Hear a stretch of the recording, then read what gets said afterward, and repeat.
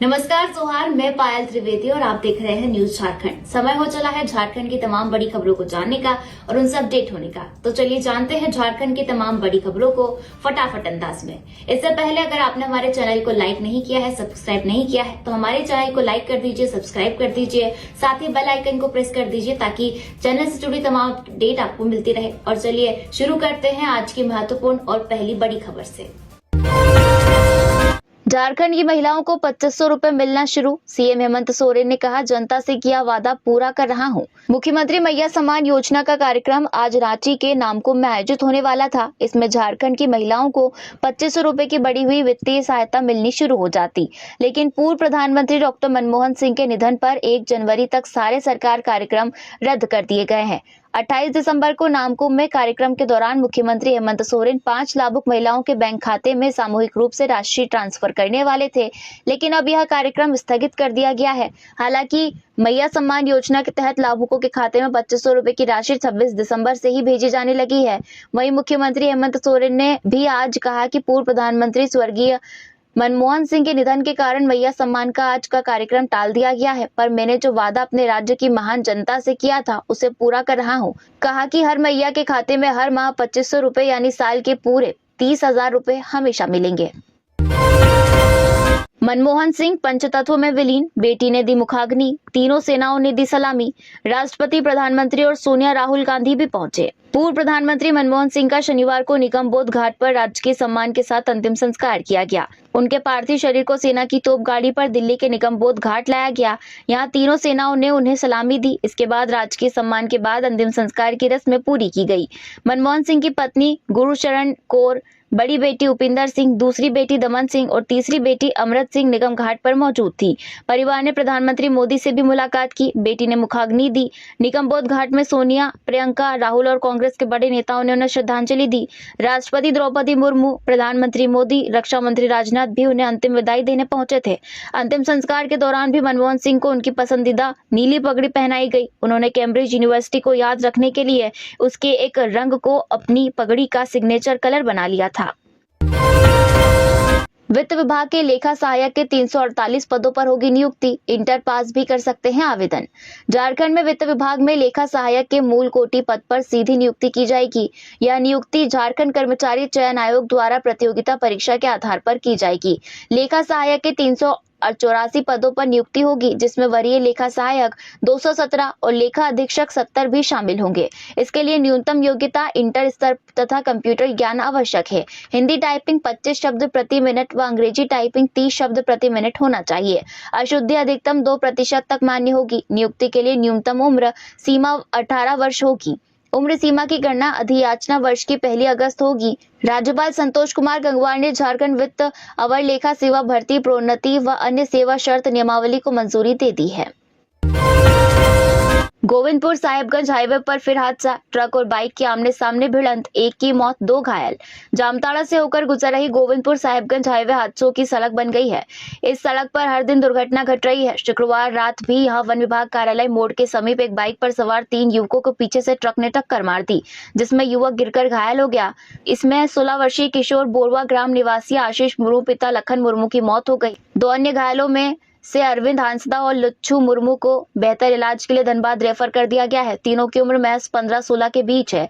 घटना के बीच मृतक के परिजन और ग्रामीणों ने शव को सड़क पर रखकर बांस और चाचरी लेकर आग लगाकर जाम कर दिया। घटना के संबंध में मृतक की चाची सूरज मुनि मुर्मू ने बताया कि आशीष मुर्मू नारायणपुर हटिया से घर का सामान लेकर मोटरसाइकिल से लौट रहा था। साथ में उसके दोस्त भी थे। तभी सामने से आ रही ट्रक ने जोरदार धक्का मार दिया, जिससे बाइक पर सवार तीनों युवक सड़क पर गिरकर घायल हो गए। कुछ ही देर बाद आशीष की मौत हो गई। आसपास लोगों ने मुख्य सड़क को वन विभाग के कार्यालय के समीप जाम कर दिया। ट्रक को पकड़कर पुलिस के हवाले कर दिया गया। ट्रक का चालक घटना के बाद से फरार हो गया। झारखंड में आज और कल बरसेंगे मेघ। 18 जिलों में हल्के से मध्यम दर्जे की बारिश। 12 जिलों में घने कोहरे का येलो अलर्ट। 26 दिसंबर से शुरू हुए वेस्टर्न डिस्टर्बेंस का आज से झारखंड में प्रभाव देखने को मिलेगा। मौसम पूर्वानुमान के अनुसार राज्य में 28 दिसंबर यानी आज और 29 दिसंबर को हल्के से मध्यम दर्जे की बारिश होगी। 28 दिसंबर यानी आज राज्य के पश्चिमी हिस्से में सुबह से ही बादल आने की बात कही गई है। दोपहर तक यह बादल गहराने लगेंगे और दोपहर के बाद हल्के से मध्यम दर्जे की बारिश हो सकती है। इसके अतिरिक्त राज्य के मध्य हिस्से से लेकर उत्तर पूर्व संथाल के जिलों में रात तक बारिश के पूरे आसार नजर आ रहे हैं। इसी तरह 29 दिसंबर को हले सुबह से हल्के से मध्यम दर्जे की बारिश हो सकती है। बारिश के इस दायरे में राजधानी रांची सहित खूंटी, सिमडेगा के अलावा राज्य के दक्षिणी हिस्से जिसमें कोल्हान के जिले आते हैं में बारिश हो सकती है। इस दिन भी आकाश में बादल छाए रह सकते हैं। आसमान में बादल छाए रहने की वजह से अगले 2 दिन न्यूनतम तापमान में कोई बड़ा बदलाव देखने को नहीं मिलेगा। 30 दिसंबर से आसमान साफ हो जाएगा। इसके बाद न्यूनतम तापमान में 4 डिग्री सेल्सियस तक की गिरावट देखने को मिलेगी। 30 दिसंबर को सुबह के समय घना कोहरा रहेगा। राज्य के 9.65 लाख श्रमिकों का बनाया जाएगा हेल्थ कार्ड। झारखंड में पंजीकृत 9.65 लाख से अधिक भवन और अन्य निर्माण श्रमिकों के लिए अच्छी खबर है। श्रम नियोजन एवं प्रशिक्षण विभाग इनके स्वास्थ्य की जांच के लिए नई योजना ला रहा है। इसके तहत पंजीकृत श्रमिक साल में एक बार 4,000 रुपए तक की स्वास्थ्य जांच करा सकेंगे। इन श्रमिकों को 15 से अधिक बीमारियों की जांच के लिए BOC हेल्थ कार्ड भी जारी किया जाएगा। प्रस्ताव पर काम जारी है। योजना प्राधिकृत समिति और वित्त विभाग से स्वीकृति के बाद योजना को कैबिनेट से अप्रूव कराया जाएगा। वर्तमान में श्रम विभाग के समाधान पोर्टल पर BOC श्रमिकों की संख्या 9,65,752 है। सबसे अधिक BOC श्रमिक हजारीबाग, चतरा जबकि सबसे कम जामताड़ा जिले में है। सीएम हेमंत सोरेन, कल्पना सोरेन और मंत्री दीपिका पांडे पहुंचे दिल्ली, मनमोहन सिंह को दी श्रद्धांजलि। पूर्व प्रधानमंत्री डॉक्टर मनमोहन सिंह का 92 वर्ष की आयु में निधन हो गया। वह लंबे समय से अस्वस्थ थे। उन्होंने 26 दिसंबर को दिल्ली के एम्स में आखिरी सांस ली। इस खबर की सूचना मिलने के बाद मुख्यमंत्री हेमंत सोरेन ने शोक जताया था। इसके बाद कल वे गांडे विधायक कल्पना सोरेन और मंत्री दीपिका पांडे सिंह के साथ मनमोहन सिंह के आवास पहुंचे। वहां उन्होंने मनमोहन सिंह को श्रद्धांजलि दी। साथ ही मनमोहन सिंह के परिवार वालों से मुलाकात भी की। झरिया में सड़क हादसा, मौके पर ही मौत। बाजार से घर लौट रहा था युवक, बाचोल भुइया, सिर पर चढ़ा ट्रक का चक्का। धनबाद जिले के झरिया थाना क्षेत्र के साउथ झरिया कोयरी बांध रेलवे लाइन के समीप 14 चक्का ट्रक के चपेट में आने से एक व्यक्ति की मौके पर ही दर्दनाक मौत हो गई। घटना के बाद क्षेत्र में अफरा तफरी मच गई। सूचना मिलते ही काफी संख्या में स्थानीय लोग मौके पर जुट गए। स्थानीय लोगों ने मामले की जानकारी झरिया पुलिस को दी। सूचना मिलते ही झरिया पुलिस भी मौके पर पहुंच गई। वहीं घटना से गुस्साए लोगों ने मुआवजा की मांग को लेकर शव को सड़क पर रखकर सड़क जाम कर दिया। जानकारी के अनुसार शुक्रवार की देर शाम न्यू दोबारी खदान कोयरी बांध निवासी मृतक 45 वर्षीय दिहाड़ी मजदूर बाचोल भुइया झरिया बाजार से अपने घर जा रहे थे। तभी स्टेशन रोड की ओर से तेज रफ्तार में आ रहा एक ट्रक ने उसे अपनी चपेट में ले लिया। बाचोल के सिर पर ट्रक का चक्का चढ़ गया, जिससे मौके पर ही दर्दनाक मौत हो गई। गिरिडीह में नक्सलियों के मददगारों के घर पहुंची NIA। नक्सली कृष्णा हंसदा से जुड़े मामले में कई घरों में रेड, मोबाइल सहित कई सामान जब्त। झारखंड में NIA की टीम ने बड़ी कार्रवाई की है। शुक्रवार को NIA की टीम गिरिडीह पहुंची। यहां नक्सली कृष्णा हंसदा से जुड़े मामले को लेकर कई घरों में छापेमारी की। जिन घरों में टीम ने छापेमारी की है वे घर नक्सलियों के लिए काम करने वाले संदिग्ध और ओवरग्राउंड वर्करों के हैं। लगभग पूरे दिन चली कार्रवाई में टीम ने न केवल घरों की तलाशी ली बल्कि उनसे जुड़े दूसरे परिसरों में भी जांच की। जांच के दौरान कई मोबाइल फोन और सिम कार्ड आदि जब्त किए गए। अब टीम इन सब की जांच कर रही है। NIA की टीम ने नक्सल प्रभावित क्षेत्र पारसनाथ, मधुबन, पीरटांड समेत अन्य इलाकों में ताबड़तोड़ छापेमारी की है। इस छापेमारी के बाद एक और जहां इलाके में हड़कंप मचा हुआ है, वहीं पारसनाथ के इलाके में सक्रिय नक्सली सतर्क हो गए हैं। गिरफ्तार नक्सलियों से मिली जानकारी के आधार पर NIA की टीम कृष्णा हंसदा और रामदयाल महतो के घर से मोबाइल फोन, सिम कार्ड और अन्य इलेक्ट्रॉनिक डिवाइस को जब्त किया है। सरायकेला के गश्ती दल ने कुएं में गिरे युवक को रेस्क्यू कर सुरक्षित बाहर निकाला। सरायकेला जिले के आदित्यपुर थाना पुलिस की गश्ती दल ने शुक्रवार को देर रात खानबाड़ी में एक पुराने कुएं में गिरे युवक को रेस्क्यू कर उसकी जान बचाई है। युवक की पहचान मुस्लिम बस्ती H रोड निवासी मोहम्मद जावेद के रूप में हुई है। मिली जानकारी के अनुसार देर रात करीब 12:30 बजे के आसपास खानबाड़ी विश्वास लॉज के समीप गश्ती के क्रम में एक कुएं में किसी के चीखने चिल्लाने की आवाज आ रही थी। गश्ती दल में शामिल ASI विनोद टुडू ने बगैर विलंब किए इसकी जानकारी तत्काल थाना प्रभारी राजीव कुमार सिंह को दी और थाना पहुंचे। उनके साथ थाने में मौजूद ASI रंजित कुमार सहित अन्य पुलिस पदाधिकारी भी तत्काल घटनास्थल पर पहुंचे और युवक को कुएं से बाहर निकाला। करीब आधे घंटे तक चले इस रेस्क्यू ऑपरेशन के दौरान सावधानी बरतते हुए युवक को सुरक्षित बाहर निकाला और एमजीएम अस्पताल पहुंचाया। बताया जा रहा है कि इस घटना में युवक के कमर की हड्डी टूट गई है। पूछताछ के क्रम में उसने अपना नाम मोहम्मद जावेद मुस्लिम बस्ती निवासी बताया। झारखंड पुलिस में नहीं हो रहा साप्ताहिक परेड का आयोजन, डीजीपी ने जारी किया आदेश। झारखंड के विभिन्न जिलों में पुलिस कर्मियों का साप्ताहिक परेड का आयोजन नियमित रूप से नहीं हो रहा है। इसको लेकर राज्य के पुलिस महानिदेशक ने आदेश जारी किया है। डीजीपी के आदेश के बाद आईजी अभियान ने सभी जिला पुलिस इकाइयों को निर्देश जारी किया है कि वे नियमित रूप से साप्ताहिक परेड का आयोजन सुनिश्चित करें। साप्ताहिक परेड का आयोजन नहीं होने के कारण पुलिसकर्मियों में अनुशासनहीनता बढ़ रही है। साथ ही नियमित परेड से पुलिसकर्मी शारीरिक रूप से फिट रहते हैं। परेड न होने से उनकी शारीरिक दक्षता में कमी आ रही है। इसको लेकर जारी निर्देश में कहा गया है कि सभी जिला इकाई और वाहिनी में प्रत्येक सप्ताह कम से कम एक दिन परेड का आयोजन अनिवार्य है। परेड का आयोजन मुख्य रूप से सोमवार को किया जाएगा। दूर दराज के थानों और अनुमंडल के पुलिसकर्मियों को भी परेड में शामिल किया जाएगा। परेड में शामिल होने वाले पुलिसकर्मियों का रोस्टर बनाया जाएगा। परेड से संबंधित सभी जानकारी एक संचिका में रखी जाएगी ताकि किसी भी समय जांच की जा सके। ई कल्याण छात्रवृत्ति पर कल्याण आयुक्त ने रखी बात। 2 चुनाव के बावजूद 39 लाख विद्यार्थियों को मिला स्कॉलरशिप। कल्याण आयुक्त अजय नाथ झा ने ई कल्याण छात्रवृत्ति पर अपनी बात रखी है। उन्होंने सोशल मीडिया पोस्ट पर कहा कि वर्ष 2024 में 2 चुनावों के बावजूद प्री और पोस्ट मैट्रिक के लिए 39 लाख से अधिक छात्र छात्राओं को छात्रवृत्ति मिली है, जिसमें प्री मैट्रिक के 45,09,863 और पोस्ट मैट्रिक के 4,89,765 छात्र छात्राएं शामिल है। प्री मैट्रिक के शैक्षणिक सत्र 2024-25 के लिए भी 18,08,878 छात्र छात्राओं को छात्रवृत्ति मिल चुकी है। कल्याण आयुक्त ने आगे कहा है कि अगर शैक्षणिक सत्र और भुगतान को देखें तो यह याद रखना चाहिए कि 2022-23 में छात्रवृत्ति की ई कल्याण पोर्टल पोस्ट मैट्रिक के लिए नहीं खुली थी और प्री मैट्रिक का भुगतान दिसंबर 2022 में शुरू हुआ। इस तरह ई कल्याण एक शैक्षणिक सत्र पीछे हो गया था। इसे 2023-24 में और 2024-25 में पूरी तरह नियमित किए जाने का प्रयास किया जा रहा है। स्क्रैप टाल में लगी आग, मची अफरा तफरी। जमशेदपुर के बागबेड़ा की घटना, अग्निमिशन वाहन ने पाया काबू। जमशेदपुर के बागबेड़ा स्थित स्क्रैप टाल में आग लगने से पूरे क्षेत्र में अफरा तफरी का माहौल हो गया। मौके पर पहुंचे अग्निमिशन विभाग की गाड़ी ने आग पर काबू पाया। आग लगने की घटना बागबेड़ा रोड नंबर 6 की है। स्क्रैप टाल बागबेड़ा कॉलोनी निवासी राजू शर्मा की है। उनके टाल में लगी आग की वजह से बगल से सटे एक घर में भी आग लग गई, लेकिन वक्त रहते आग पर काबू पा लिया गया। आग कैसे लगी इसकी जांच पुलिस के द्वारा की जा रही है। गोलमुरी में बदमाशों ने ऑटो चालक पर किया हमला, सिर में गहरी चोट, एमजीएम अस्पताल में चल रहा इलाज। गोलमुरी थाना क्षेत्र के बजरंग नगर में शुक्रवार देर रात बदमाशों ने ऑटो चालक विक्रम सिंह पर जानलेवा हमला कर दिया। घटना उस समय हुई जब विक्रम अपनी पत्नी का जन्मदिन मनाने ससुराल जा रहा था। बंद पड़े केबल कंपनी गेट के पास बदमाशों ने उसे घेर लिया और जमकर मारपीट की।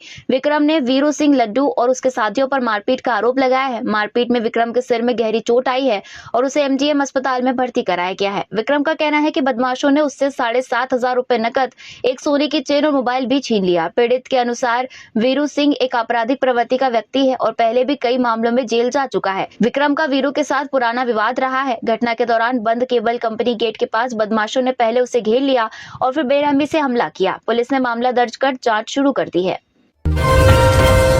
पूर्व वित्त मंत्री अरुण जेटली की जयंती पर रघुवर दास ने दी श्रद्धांजलि। झारखंड के पूर्व मुख्यमंत्री रघुवर दास ने अपने ट्विटर अकाउंट के माध्यम से देश के पूर्व वित्त मंत्री पद्म विभूषण प्राप्त अरुण जेटली की जयंती पर उन्हें भावभीनी श्रद्धांजलि अर्पित की। रघुवर दास ने ट्वीट करते हुए कहा कि विद्वान और प्रखर वक्ता, कुशल राजनेता, देश के पूर्व वित्त मंत्री पद्म विभूषण आदरणीय अरुण जेटली जी की जयंती पर भावभीनी श्रद्धांजलि। अकाट्य तर्कों और सरल स्वभाव से वे सभी का दिल जीत लेते थे। उनकी कमी हम सभी को सदैव महसूस होगी। अरुण जेटली को उनके योगदान और कार्यों के लिए हमेशा याद किया जाएगा और उनके अद्वितीय नेतृत्व के साथ साथ उनके विचारशील दृष्टिकोण ने राजनीति और प्रशासन में महत्वपूर्ण प्रभाव डाला।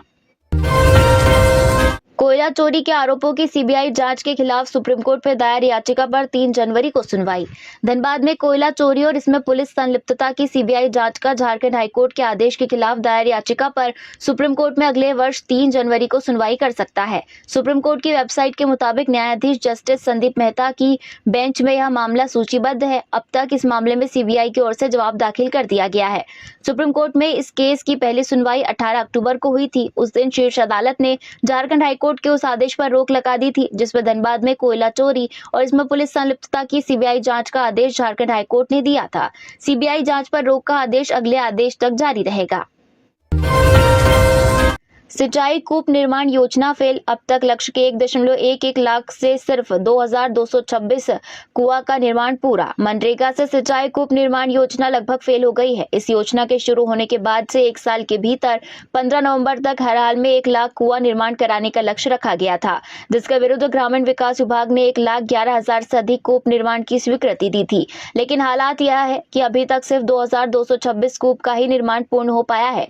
मिली जानकारी के अनुसार 91,603 कूप निर्माण का काम चालू है, यानी कुल स्वीकृत कुआं में 91.60% कुआं का निर्माण कार्य अभी तक पूरा नहीं हो पाया है। खुदाई ही चल रही है। कई में जमीन की उपलब्धता भी एक बड़ी समस्या है। सरायकेला, सिमडेगा, खूंटी, रांची जिले की स्थिति काफी खराब है।